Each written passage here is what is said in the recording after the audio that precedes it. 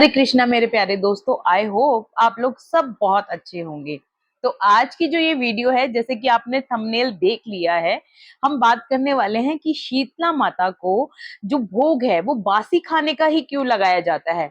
जैसे कि हम सब जानते हैं कि हमने लास्ट वीक होली मनाई है, तो कई हिंदू धर्म में परिवार जो है वो शीतला माता को जो जिसे हम कहते हैं बासी खाना को पूजना, या तो वो 7 दिन के बाद करते हैं। जैसे हम लोगों में क्या होता है कि जो शीतला माता का धोख होता है, वो अगर होली जिस भी दिन आई है उसके नेक्स्ट वीक में जो पहला मंडे पड़ता है, हम लोग वो धोख के आते हैं। और वैसे कई लोग इसे शीतला माता का जो होता है वो चैत्र की जो अष्टमी होती है उसे कहते हैं हम शीतला माता अष्टमी। तो उस दिन भोग लगा कर आते हैं। तो जो लोग जानना चाहते हैं कि शीतला माता को हमेशा बासी खाने का भोग क्यों लगता है, सब धर्म का अलग अलग है। तो कई लोगों में आप अगर अपनी मम्मी पापा से मतलब बात करें, पापा को तो शायद ना नॉलेज हो, मम्मी से अगर बात करें तो ज्यादातर देखा होगा घरों में लास्ट नाइट जो सप्तमी है, क्योंकि अष्टमी वाले दिन तो हम पूजते ही हैं। तो सप्तमी है, उस दिन क्या होता है, मीठे पुए बनते हैं, मीठे पकवान बनते हैं। तो वो रात में ही बनाकर क्यों रख लिए जाते हैं। ऑब्वियसली आपके माइंड में भी आया होगा कि ऐसा क्यों होता है। तो ऐसा कहा जाता है कि जो शीतला माता होती है उन्हें अग्नि पसंद नहीं है, अग्नि का काम नहीं उन्हें पसंद है। तो इसीलिए उनको ठंडा खाने का भोग लगाया जाता है। और जैसे कि आप जानते हैं दुर्गा माता के बहुत सारे रूप हैं, उनमें से ही एक रूप ये शीतला माता का है। शीतला माता बेसिकली क्या है, बच्चों की माता होती है, बच्चों के लिए स्पेशली होती है। जो छोटी माता, बड़ी माता, अगर किसी को छोटी पित्त वगैरह उछलती है और ये चेचक वगैरह के लिए इन्हीं माता की पूजा की जाती है। अगर आपने मतलब लोगों से सुना होगा तो क्या होता है, जब छोटे बच्चे होते हैं उनको कभी छोटी माता या बड़ी माता निकलती है, तो जब वो ओके हो जाते हैं तो उनका जो प्रसाद है और पूजा होती है वो शीतला माता की जाती है।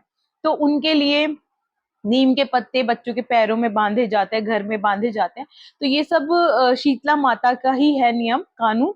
और ये स्पेशली बच्चों के लिए होता है। अगर हम माता को धोखते भी हैं, वो स्पेशली अपने अपने बच्चों के लिए धोखते हैं।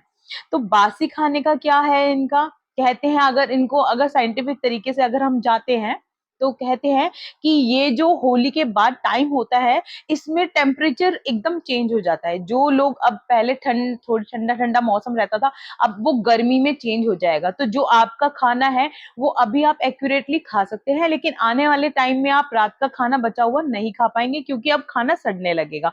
तो ये आपको चेंज बताया जाता है कि अब आपका ये लास्ट है। जैसे आप ये अष्टमी पूज लेंगे ना, उसके बाद से टेम्परेचर बिल्कुल हाई हो मतलब काफी हाई हो जाएगा कि आप रात का खाना मतलब नहीं रख पाएंगे और उसको खा नहीं पाएंगे।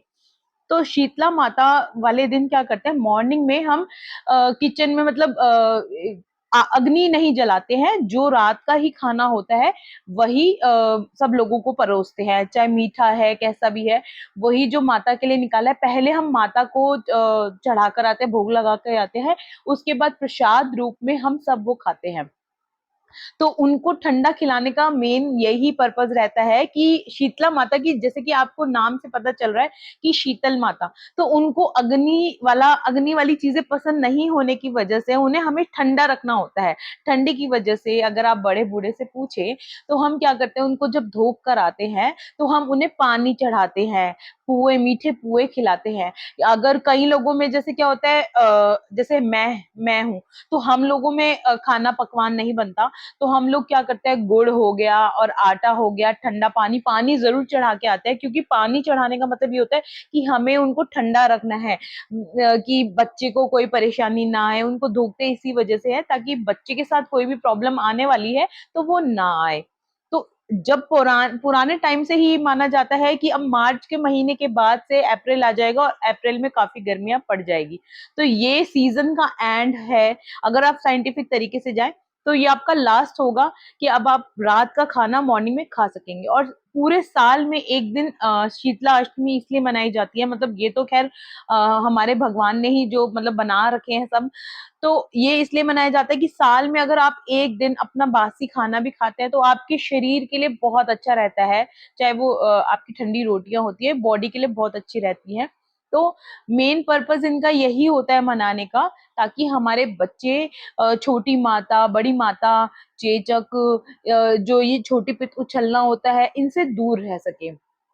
तो आई होप ये इंफॉर्मेशन आपको अच्छी लगी होगी, और ऐसी इंफॉर्मेशन और वीडियोस के लिए मुझसे जुड़े रहिए और मुझे सब्सक्राइब करना ना भूलिए। चलो मिलते हैं अगली वीडियो में, तब तक के लिए जय श्री राम।